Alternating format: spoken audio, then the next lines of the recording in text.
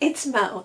It is the beginning of December and I'm here with Irving to start another A Cat Cozy reading vlog. So this is a series on my channel where I read cat cozy mysteries. If you've been on my channel for any amount of time, you know that I love cats. I have 3 cats, including Irving. I really enjoy cozy mysteries and mysteries of all varieties, so reading cat cozy mysteries seemed like a good idea. I also get recommended a ton of cat cozy mysteries like on Goodreads and through sites that recommend books. I am looking for the best cat cozy mystery. I have many cat cozy mysteries to read. I have been collecting them. When I see them, I pick them up. I got some book mail the other day. I'm not supposed to be buying any more books. I acquired so many books in September, but right at the beginning of October, I did purchase a few more books from a online secondhand store. Some of them are for vlogs and some of them were things that I've been wanting. So I have 2 bags to unbox with you today. One of the reasons that I don't like to buy new books, we know a lot of that. There's a whole video about it. I can list it down below. But one of the reasons I don't like to buy books in general, unless it's like at an event, is because once I start shopping online, once I start frequenting bookstores, then I want to keep buying things. And one of the ways that I live frugally and I make sure that I'm not overbuying and I live within my means and etc., is that I avoid temptation. So I don't go into a lot of bookstores, or I don't go into them frequently. I don't shop online or even browse online because that can really snowball and make you want to purchase those items. And I think I made some purchases in September that kind of made me want to just see what else there was used online that I could buy, and then I bought them. Now I'm justifying this a little bit in that there are some books that I specifically wanted and have been wanting and want to take off my want to read list. If you ever want me to do a video on how I live frugally, how I spend less money, how I stop buying things, just let me know, because I was definitely a person who was very much involved in consumerism and very much involved in buying stuff and loved to go shopping. I definitely have some ideas, tips, tricks to help you kind of get out of that mindset if that's something you'd be interested in. Now, I don't love thrift books because they're always all in plastic, but these came in the rain, so I was glad that they were protected by their plastic covering. Let's see what we have here. Mimi Gets a Clue. This is by Jennifer J. Chow. One of the things that I've been lacking in my Cozy Cat Mystery vlogs is some mysteries by people of color and some mysteries by non-white people. And this one is, I believe she's an Asian author. Yes, she's an Asian American author. So I was happy to find this one. This is a Sassy Cat Mystery. I don't know much about this. It just came up in my searches for Cozy Cat Mysteries. Also in this bag, I got a book that I did not order, so I don't know what this is. It's Ever After High, the Storybook Legends, which is not what I ordered, so that's going to be interesting. I might have to put it right back in the bag and return it. This is not a book I would normally read, and it's not a book I'm going to read. I've never had that happen where they send you like just totally the wrong book, so 1, I hope the rest of this order is correct. And 2, I hope I can just send it back to them and they'll send me my real book.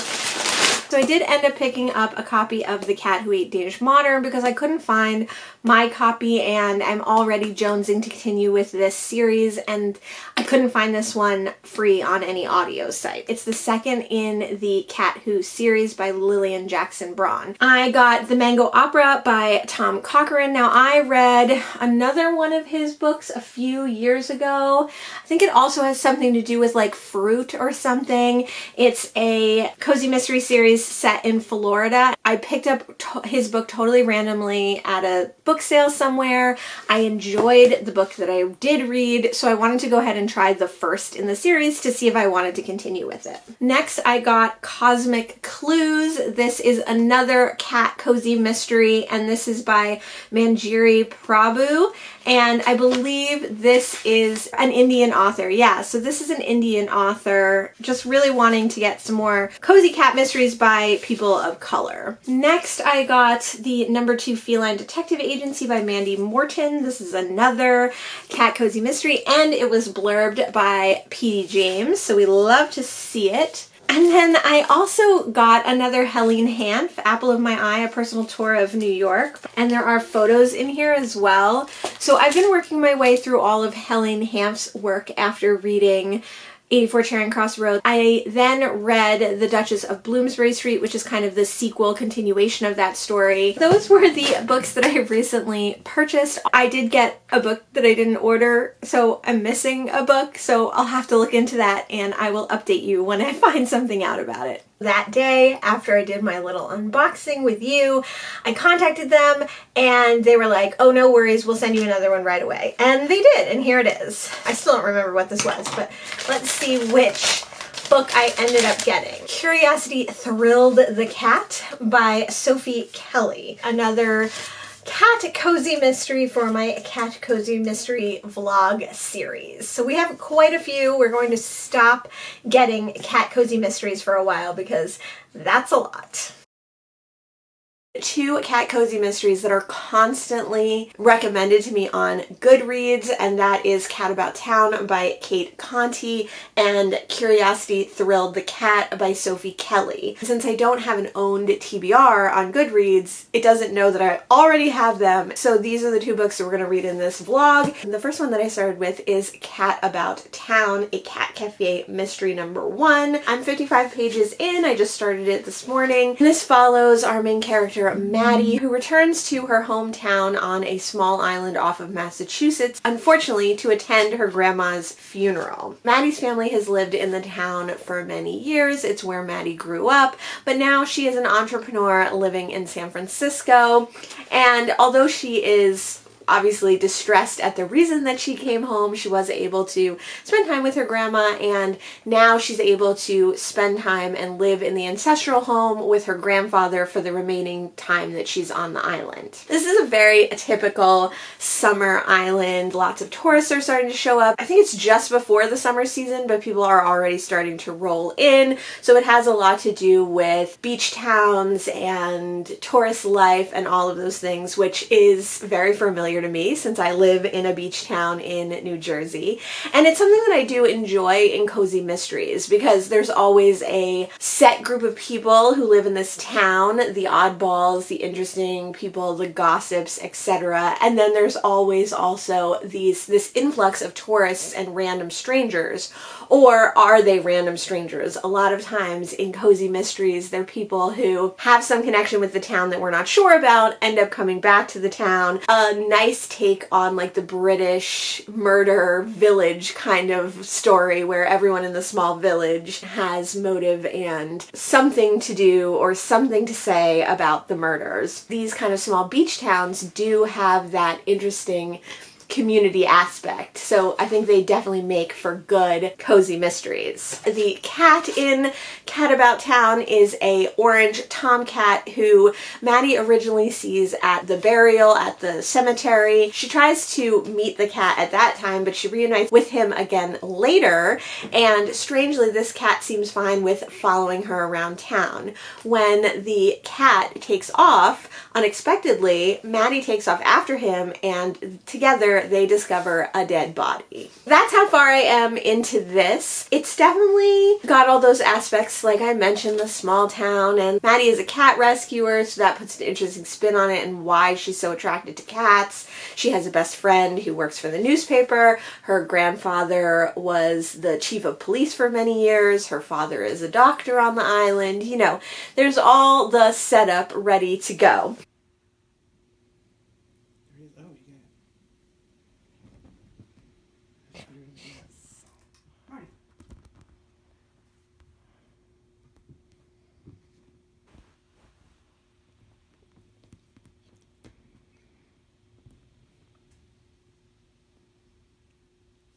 I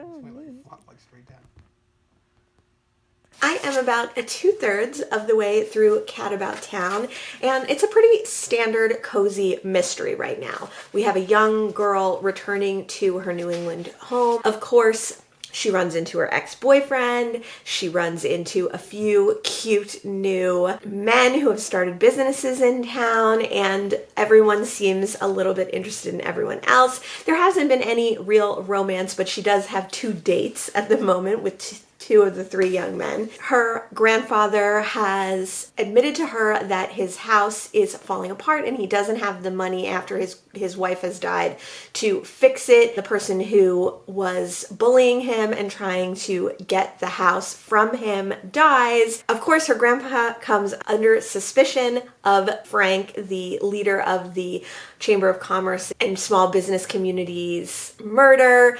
Maddie has to stay in town longer than she was intending to try to clear her grandfather's name. She's doing this behind his back so that he doesn't know that she's trying to help him, but also because her grandfather was the ex-chief of police, and she knows that he will not approve of her sleuthing activities. This is definitely written by someone who loves shore towns and who wants to show off all the knowledge of shore towns that they have, but maybe somebody who's never actually lived in a shore town. This is obviously an author who wants to create the perfect small town, and some of the things that she talks about is dealing with new people to the town or new businesses and how small beach towns ebb and flow with the wants and desires of tourists, and how long-termers probably don't like that, but of course new businesses coming in give new life to the town, and why new businesses might be shunned by older businesses, and that kind of island life, beach life solidarity. But there's no larger topics at work here. There's no more conversations or anything even under the surface of those surface ideas. To me, it's not as interesting as some of the other cat cozy mysteries that I've read. This author seems like they're kind of living in the past, or at least writing in the past. Maddie, the main character, has a juice bar. That's her business in California, and everyone in this small town acts like green juice is a revelation and still something that only weird hippies who live in the mountains drink. But this book was written in 2017. So juice bars are a thing everywhere in the world, and there's not going to be very many people, especially in a beach town that's tourist focused, that don't know about health food and gluten-free and vegan. There's several times that they talk in a disparaging way about those kinds of businesses and those kinds of lifestyles. Or maybe this author wrote this a long time ago and was only able to publish it in 2017, but it feels very outdated and unrealistic. Perhaps the author is going for the idea that closed communities, small towns, and small beach towns can be very isolated and insular and resistant to new ideas, but that's not really what's coming across. What's really coming across is it just feels silly and outdated. Maddie is actively now becoming an amateur sleuth and really pushing for answers, really doing things that she knows as the granddaughter of a cop she should not be doing, and she is hiding those things from her grandfather. She's also kind of communicating with people that might approve or might disapprove of those things. Her best friend works for the newspaper, and she's telling her a lot of information that seems like it's going to get out. Her ex-boyfriend works for the police force, and she has confided in him. So she's doing things that you think, oh, well, those are not the best amateur sleuth things to do. And she's not really justifying why she's become an amateur sleuth. We are getting some hints as to who could have wanted this man murdered and who some of the suspects are going to be. But at this point, we're really just everybody we're touching on didn't like the guy, and everybody we're touching on could potentially have had a reason to kill him, but we haven't gotten any deeper into the situation than that. Hopefully in the next 90 pages, something exciting will happen, because I only have 1/3 of the book left and nothing really super interesting or compelling has happened yet.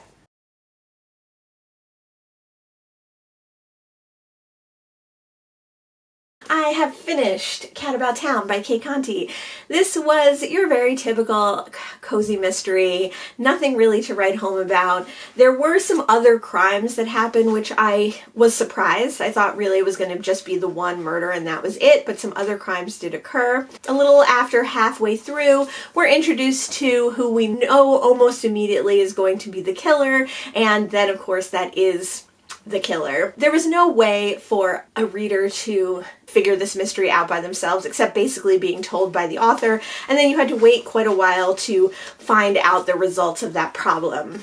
I thought it was way long and there was a lot of filler in between instead of like getting to the point. I thought that Maddie's character was mostly annoying because she really steamrolled over everyone, and I know that is the case with lots of amateur sleuths, but she has these boys, these men, attracted to her, coming on to her, offering her dates, and she uses them for their help but isn't ever thankful or appreciative of them being there for her. She's very like flippant with it. And there was a little bit too much of like the perfect scenario. She runs a perfect business at home. She has a perfect business partner. She finds the perfect cat. All the people that she knows appreciate her. She's able to say things to people, like accuse them of having affairs and stuff and just get away with it. She's able to take advantage of these young men who want to help her. She's able to sing in a band. Like all this stuff that you're just like, her life is a little too good. There is an ongoing mystery within the mystery, so that is definitely going to carry over into further books, and I know that this is a series. I don't know how many are in the series though. You are left with a mystery still to find out, which does make you maybe want to pick up the next books. I definitely will not be picking up the next books unless I just happen to see them in a little free library or a book sale. I'm definitely not going to go out of my way to continue to read this series. I hope that the author got better and the storytelling got better and the characterizations got better, but I didn't find it compelling enough to want to find that out.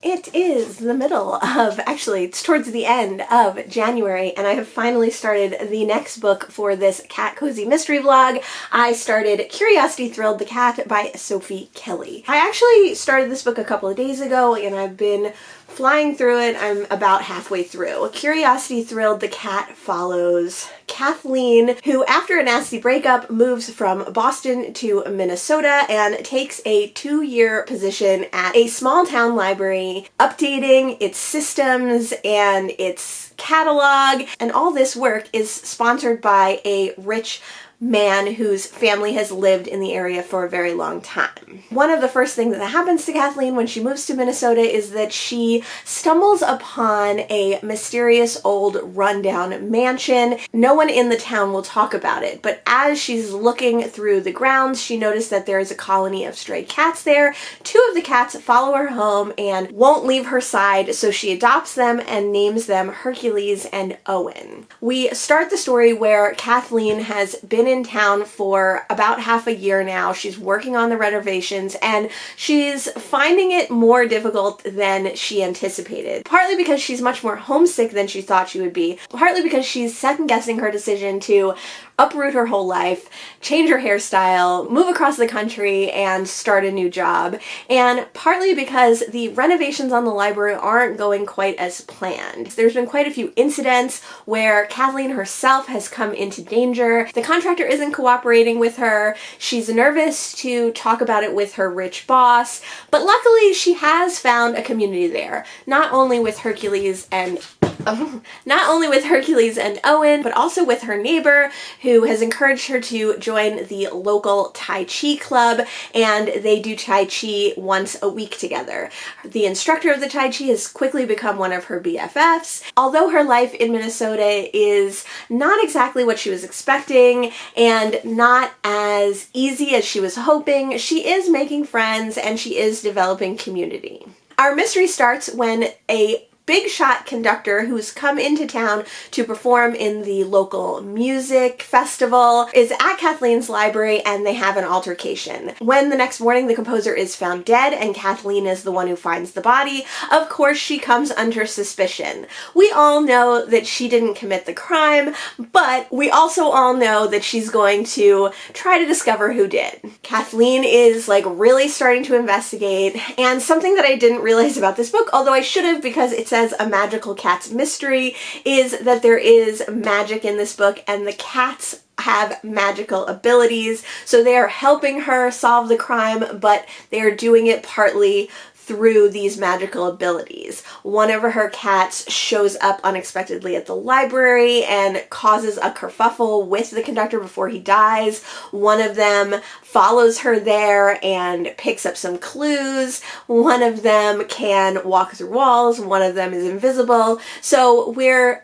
very slowly, as Cozy Mysteries do, getting Kathleen on the same page as us, the reader, and she is not only trying to discover who killed this big shot conductor, but she's also trying to figure out why her cats have these magical powers like walking through walls. I know there's going to be a whole backstory with where she found the cats, the mysterious old estate, and what was going on there, but I feel like also some of the friends that she's made in town seem like not only do they probably know more about the mansion than they're telling her, but maybe they're intimately involved in magic as well. I'm liking this one. I definitely think this one is better written than the Cate Conte book. Curiosity Thrilled the Cat is very slow as well, at least to get started, and there hasn't been another murder in 160 pages.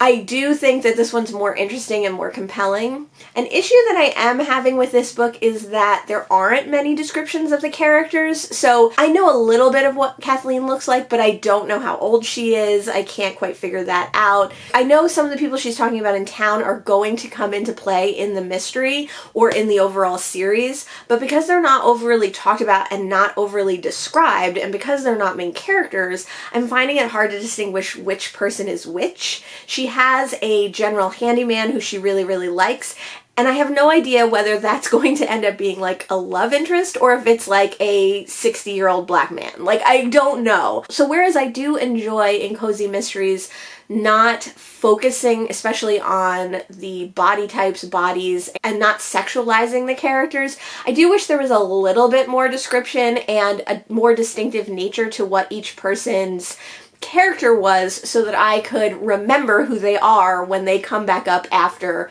50, 60 pages. I hope we get another murder. I hope we get some more investigation into the potentially haunted magical mansion. This was a good book to read with Cat About Town because I do feel like they're quite similar in that they're obviously going to be long series, and you can tell that from the beginning. There's going to be mysteries which start in the first books that are continued and you don't find out about in the conclusion of the first books, but you will find out about over time.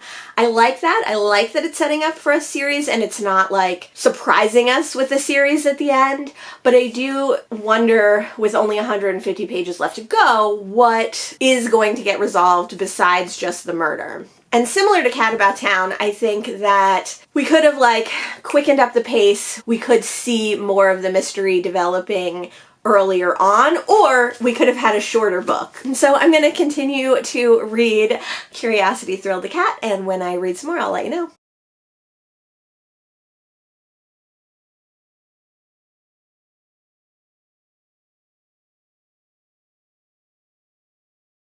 I have finished Curiosity Thrilled the Cat by Sofie Kelly. I like this one. I definitely like this one a lot more than Cat About Town. As I said, I wasn't expecting there to be magical cats, but I actually think that that aspect of the story, along with the interesting part of the town, is part of what makes me want to continue on with the series. I think the mystery in this and the murder in this, there was only one murder, was not the best and not the most interesting, and a little bit, it's not obvious exactly. It was one of those mysteries that you couldn't tell, except from vibes, who the murderer was. They definitely set up a red herring well. Even though the main characters didn't know, you knew that that red herring was going to come into play. But then the actual murderer, there was no clue or way you could have known that, except that they tell you in the end. So that part I didn't love, but Kathleen's character and some of the characters of her friends in the story, as well as the mystery behind the cats and the town, is what would keep me reading. I thought the writing in Curiosity Thrilled the Cat was a vast improvement over Cat About Town, but maybe about on the same level as Catnap, which was from my first Cat Cozy Mystery video. I like the writing style. Overall, I enjoyed the book in general, and I would recommend as a Cat Cozy Mystery. Another reason that Curiosity Thrilled the Cat was like Catnap was that they were both very, very dated as far as their pop culture references. This one takes place in the 90s, this one takes place in 2011, or was written in 2011, was written in the 90s, and the pop culture references of both of them are so dated now, it is a little bit hard to adjust to. Catnap was like much more tongue-in-cheek, and this one was much more of just kind of a straight novel, but I guess the novelty of the magical cats has a little bit of quirkiness to it, whereas Cat About Town was just boring in comparison. I read Catnap and The Cat Who Could Read Backwards by Lillian and Braun in my first video, and I read Cat About Town and Curiosity Thrilled the Cat in my second video. If I had to rank these books, definitely The Cat Who Could Read Backwards, which is kind of the preeminent, like most well-known, most famous cat cozy mystery, would be on the top. I think that one was just a good novel overall, much more put together, well edited, and well written than these other three books. But I think I would put Curiosity Thrilled the Cat next. So it would go Cat Who Could Read Backwards, Curiosity Thrilled the Cat, then Catnap, and in last place would definitely be Cat About Town. That's my ranking for the first 4 Cat Cozy Mysteries that I've read. I definitely plan on continuing this series. Let me know in the comments below if you've read any of these books, what ranking you would put them in if you have read some of them, and let me know if you have any recommendations for other Cat Cozy Mysteries. I have a whole stack that I will be choosing from when I start a new video, but I can always use more recommendations. Thanks so much for joining me today, and I'll see you in the next one. Bye!